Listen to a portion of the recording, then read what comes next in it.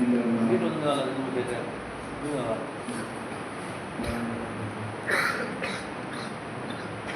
அல்லாஹ் தஆலாவுடைய கருணை குறிப்பு நம் அனைவர்களும் அல்லாஹ் தஆலா முஸ்லிம்களாக முஸ்லிம்களாக ரசூலுல்லாஹி ஸல்லல்லாஹு அலைஹி வஸல்லம் இஜ்மானவர்களுடைய உம்மத்தில் ஒருவராக ஆக்கி அருள்புரிந்திருக்கிறார். அல்ஹம்துலில்லாஹ் அல்ஹம்துலில்லாஹ் அல்ஹம்துலில்லாஹ் லா இலாஹ இல்லல்லாஹ். அல்லாஹ் தஆலா நமக்கு செய்த மாபெரும் கருணை காமிலான ஷேகுமார்களுடைய கருத்திருக்கக்கூடிய பாக்கியத்தை அல்லாஹ் தஆலா நமக்கு நசீபாக்கி லா இலாஹ இல்லல்லாஹ்.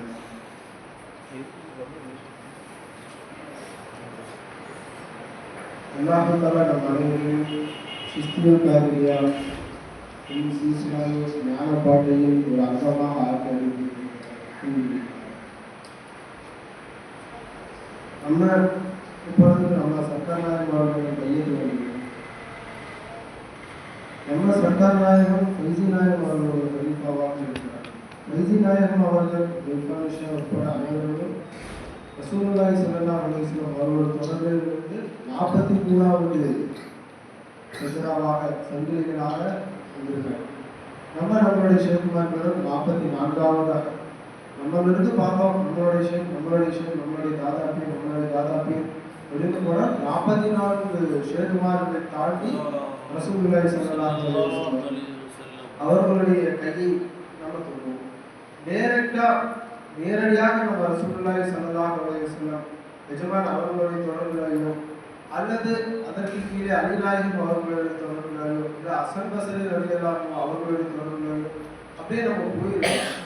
நம்மளுடைய ஈமானின் பலவீனத்திற்காக அவங்களோட நெருங்கி இருக்க முடியாது.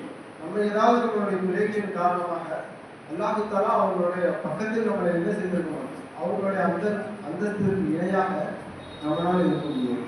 அதை நம்ம விளங்கிக்கிறோம், நம்ம ஒத்துக்கிறோம். லா இலாஹ இல்லல்லாஹ். ஏன் இப்படி அப்படின்னா ரசூலுல்லாஹி ஸல்லல்லாஹு அலைஹி வஸல்லம் அவர்கள் சொல்லி காட்டினாங்க, நமக்கு முன்னாடி வாழ்ந்த ஒரு சமுதாயத்துல அந்த காலத்தில் இருந்த ஒரு நபி அவர்கள் வந்து ரசூலுல்லாஹி ஸல்லல்லாஹு இந்த ஹதீஸை வந்து ரசூலுல்லாஹி ஸல்லல்லாஹு அலைஹி வஸல்லம் சொல்றாங்க. நமக்கு முன்பு வாழ்ந்த ஒரு சமுதாயத்துல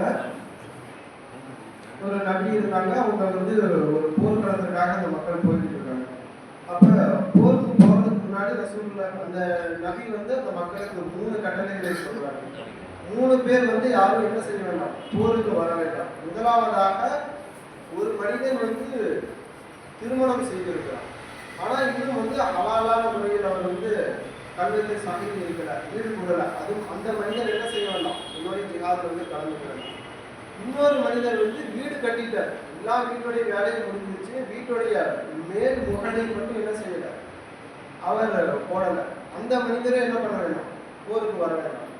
மூன்றாவதாக இன்னொரு மனிதன் இருக்காரு, கால்நடைகள் வச்சிருக்காரு. அந்த கால்நடை வந்து கர்ப்பமாக இருக்கு, குட்டி போட மாதிரி. அந்த மனிதரை என்ன பண்ண வேண்டாம், என்னுடைய ஜிஹாதுக்கு வர வேண்டாம் என்று 3 மனிதர்களை சொன்னார். ஏன்னா அந்த 3 மனிதர்களும் தேவை உடையவர். ஒருவருக்கு திருமணம் ஆகக்கூடிய தேவை, திருமணம் ஆயிடுச்சு, எப்ப வீடு போடணும்னு அந்த நோக்கத்திலே இருக்கு. இன்னொரு மனிதர் வீடெல்லாம் கட்டியாச்சு, என்ன மேல காசு மட்டும் போட்டா போதும், அதை எப்போ போடணும், அது எப்போ போடணும், அதுக்கு எவ்வளவு செலவாகணும் அப்படின்னு யோசிச்சுட்டு. இன்னொரு மனிதர் மாடி எப்போ குட்டி போடாது, எப்போ கண்ணு போடும் அப்படின்னு யோசிக்கணும். 3 பேர்த்து என்ன சொல்லிட்டாங்க, நீங்க போருக்கு வர வேண்டாம், இது மாதிரி சிரமத்தில் இருக்கக்கூடியவங்க வர வேண்டாம்னு சொல்றாங்க. அப்புறம் போர் நடக்குது. போருக்கு போகும் பொழுது அந்த நபியோ அந்த வழியோ வந்து அல்லாஹ் கிட்ட வந்து துவா செய்யறாரு. அந்த நேரம் போர் ரொம்ப நேரம் நடக்கும்ல. பொதுவாக வந்து இரவானா அந்த காலத்துல போர் செய்ய முடியாது. இருந்தாலும் ஒரு போய் சூரியனை பேசுறாங்க. சூரியனை பார்த்து, நீயும் என்ன அப்துல்லா, அல்லாஹ்வுடைய அடிமையாக தான் இருக்கிற, நானும் அல்லாஹ்வுடைய அடிமையாக தான் இருக்கிறேன். அதனால என்ன செய்யும், இன்னும் கொஞ்ச நேரம் நீடிச்சு என்பதாக அவங்க வந்து அந்த சூரியனை பேசுறாரு. சூரியனும் அவ்வாறே நீடிச்சு இருந்துச்சு. அந்த காலத்துல எல்லாம் ஒரு பழக்கம் இருந்துச்சு, எப்போ போருக்கு போனாலும் அந்த போருக்கு ஏதாவது கனிமத்தாக பொருட்கள் கிடந்தா, இப்ப நம்மளுடைய காலத்துல ரசூலுல்லாஹி ஸல்லல்லாஹு அலைஹி வஸல்லம் நம்மளுடைய உம்மத்துல 5 பங்குகளாக பிரித்து, ஒரு பங்கு ரசூலுக்கும் பைத்துல் மாலுக்கும் அல்லாஹ்வுக்கும் இப்படி பிரிச்சு அந்த மிச்சம் வந்து அந்த போர் செய்தவர்களுக்கு வந்து கொடுத்துருவாங்க. ஆனா அந்த காலத்துல எப்படி சட்டம் இருந்துச்சா, போர் செஞ்சு அதுல கிடைக்கக்கூடிய அனைத்து பொருட்களையும் வந்து நடுவுல குமிச்சு வச்சுருவாங்க. அப்படி குமிச்சு வச்சுட்டு தூரத்துல இருந்து ஒரு நெருப்பு வந்து அந்த பொருள் மேலப்பட்டு அந்த அனைத்து பொருட்களையும் வந்து கழிச்சிடும். அது வீணா போயிருமே, அது அந்த மக்களுக்கு இருந்தா கூட நம்ம பயனே இருக்குமே அப்படின்னு நம்ம நினைப்போம். ஆனா அந்த காலத்துல மக்கள்கிட்ட அவ்வளவு தத்துவம் இருந்துச்சு. என்ன, இந்த பொருளை வச்சு எதிரிகளை அடிச்சு அவர்கள் மூலியமாக கிடைக்கிற பொருளை வச்சு தான் நம்ம வாழணுமா?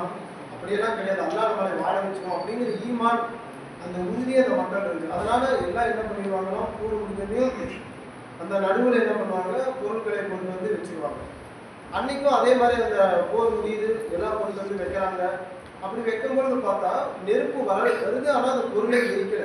உடனே அந்த நபியோ அல்லது வழியோ வந்து அந்த மக்களை திருப்பி பார்த்து பேசுறாங்க, உங்கள்கிட்ட யாரோ ஒருத்தர் வந்து அநியாயக்காரங்க இருக்கீங்க.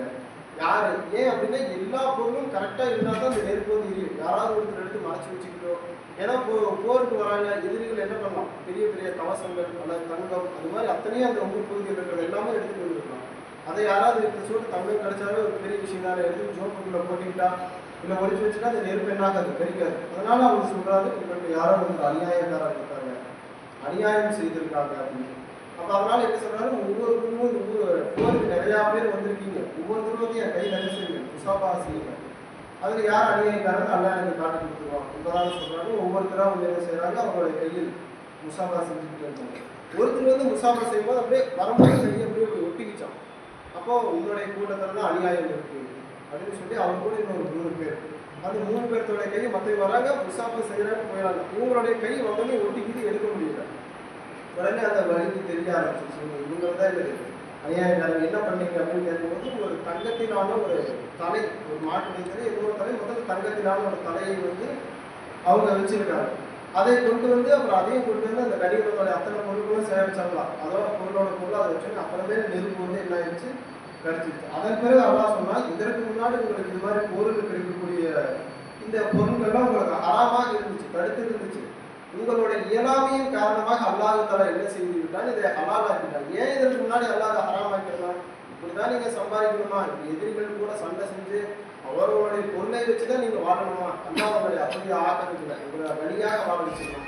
ஆனா எப்ப நீங்க அவங்களுடைய பொருளை எனக்கு இலாவாக இருக்கும், அது தேவையை பூர்த்தி செய்யணும், எதிரிகளுடைய பொருளை திரும்பினீங்களோ அப்போ நீங்க என்ன ஆயிடுச்சு, ஈமானுக்கு உங்களிடம் சதவீதம் உண்டாயிடுச்சு. இனிமேல் நான் என்ன செஞ்சேன், சட்டத்தை மாற்றிடுறேன். இனிமேல் உங்களுக்கு இது மாதிரி போர் செய்யக்கூடிய அனைத்து பொருட்களையும் நான் ஹலாலாக்கி கொடுத்துறேன் என்பதாக அல்லாஹ் தஆலா சொன்னதாக ரசூலுல்லாஹி ஸல்லல்லாஹு அலைஹி வஸல்லம் சொல்றாங்க. அதனாலதான் நம்மளுடைய காலம் ஒரு வரைக்குமே போரில் கிடைக்கக்கூடிய அனைத்து பொருட்களையும் அல்லாஹ் தஆலா வந்து ஹலாலாக்கி கொடுத்துருக்காங்க. அப்ப நமக்கு செய்தி என்ன, அப்போ முன்னாடி வாழ்ந்த நம்மளுடைய ஷேகுமார்கள் அவர்களுடைய முரீதீன்களாக தூரத்திலிருந்து கூட பார்ப்பதற்கு நமக்கு தகுதி இல்லை. அவங்களுடைய அந்த ஒரு சுழு, அந்த ஒரு பயிற்சி முறை நமக்கு மிகவும் கடுமையாக, நம்மளுடைய ஷேகுமார்கள்ட்ட அது போக நம்ம குறையை நம்ம சொல்ல முடியாது. அங்க இருக்கும் பொழுது நம்மளால என்ன செய்ய முடியாது, இந்த ஞான பாட்டை நம்மளால என்ன செய்ய முடியாது, நிரந்தரமாக இருக்க முடியுமா என்று பார்த்தா நம்மளுடைய சரீரத்தின் காரணமாக அல்லாஹ் தஆலா இங்க தள்ளி வந்து வச்சிருக்கோம். அப்ப இங்க வச்சதுனால நமக்கு அந்த அளவுக்கு சிரமம் இல்லையா, இங்க இப்ப நம்ம ஜாலியா இருக்கலாமா, இன்னாவது எங்க 44 எங்க, அப்படி கிடையவே கிடையாது. அல்லாஹ் தஆலா அதற்கு குர்ஆனிலே சொல்லி காட்டுகிறார், வல நபுலு வன்னகும் நஅலமு ஹத்தா முஜாஹிதீன மின்கும் வஸ்ஸாபிரீன. இப்பதான் அல்லாஹ் சொல்றான், உங்களில் ஒவ்வொருவரையும் நாம சோதிப்போம், உங்களில் யாரு முஜாஹிதீன்கள் முயற்சி செய்யக்கூடியவர்கள், இன்னும் பொறுமையாளர்கள் யாருன்னு சோதிப்போம். அப்ப நம்ம வந்து ரவுசி நாயகத்துடைய முரீது எப்படி இருந்தாங்க, நூரி ஷா ஜமானுடைய முரீதுக்கு எந்த அளவுக்கு சோதனை இருந்துச்சோ அந்த சோதனை நமக்கு இருக்கு. ஆனால் நம்மளுடைய நப்சுக்கு எந்த சோதனை அதிகமோ அந்த அளவுக்கு ஒவ்வொரு முரீதியும் ஒவ்வொரு மனிதனையுமே அல்லாஹ் தஆலா என்ன செய்வான், சோதிக்க செய்வான். அது பொறுமையாக யார் இருக்கிறாங்க அது என்பதாக அல்லாஹ் தஆலா பார்ப்போம். அப்ப சோதனையை 2 வகையாக நமக்கு பிரித்து சொல்றாங்க. ஷேகுமார்களுக்குள்ளே இருக்கும்போது சில நேரங்களில் நமக்கு ஷேகுமார்கள் சில விஷயங்கள் இருக்கும், உதாரணமாக திக்ர் செய்வது, அது மாதிரி விஷயத்த நம்ம முயற்சி செஞ்சுக்கிட்டே இருக்கும். இன்னும் சில விஷயங்கள் இருக்கும், எனக்கு ஸ்மிருதி சாஹிப் சொல்லுவாங்க, ஷேக் ஒன்று சோதிப்பாங்கப்பா, எந்த அளவுக்கு சோதிப்பாங்க, அவங்க 2 ஆப்ஷன், ஒன்று கூட இருக்குன்னா ஓடுற வரைக்கும் இந்த சோதனையை தாங்கிட்டு அடுத்து இன்னொரு சோதனை, இதுலேயும் ஓடல அடுத்து இன்னொரு சோதனை, இப்படிதான் ஷேகுமார்களோட சோதனை இருக்கு. அப்போ அதில் என்ன செய்யணும், அந்த முரீது வந்து பொறுமையாக இருக்கணும் அப்படின்னு சொல்லி. அப்போ நம்ம கடந்த காலம் யாமத்துடைய ரசூலுல்லாஹி ஸல்லல்லாஹு அலைஹி வஸல்லம் அவர்களுடைய குழுவில் இல்லை கௌசிநாயகம் அவர்களுடைய முரீதுகள் எப்படி இருந்தாங்க, அந்த அளவுக்கு நமக்கு பேடுதல் இருக்குமா, நமக்கு இல்லை. அதனால அல்லாஹ் இங்கே வச்சுக்கலாம் அப்படின்னு நம்ம வந்து என்ன செய்ய முடியாது, நிம்மதி பெருமூச்சு விட முடியாது. நம்மளுடைய நப்சுக்கு தகுந்த சோதனையை அல்லாஹ் தஆலா என்ன செய்யணும், வச்சுக்கிட்டே இருப்போம். ஒவ்வொரு நாளும் ஒவ்வொரு வஸ்துவை பார்க்கும் பொழுது நமக்கு அதில் அல்லாஹ் தஆலா வந்து ஒரு சோதனை வச்சிருக்கோம். இந்த வஸ்துவை அப்போ சொல்லி செஞ்சுக்கலாம் இல்லை என்பதாக ஒவ்வொரு நாளும் அல்லாஹ் நமக்கு அந்த சோதனை அவன் பக்கம் நெருங்கக்கூடிய அந்த சுற்றுக்கு வச்சிருக்கிறாங்க. அதில் நம்ம வந்து கவனமாக இருக்கணும். ஆகவே அல்லாஹ் தஆலா நல்லா இருக்கிறாங்க. ராஜா நாயக் தர்பாரில் மேலே புதுசாக போட்டுருக்காங்க, நிறைய கவிதை போட்டுருக்காங்க. அவர் கவிதை பாய காமிச்சாங்க.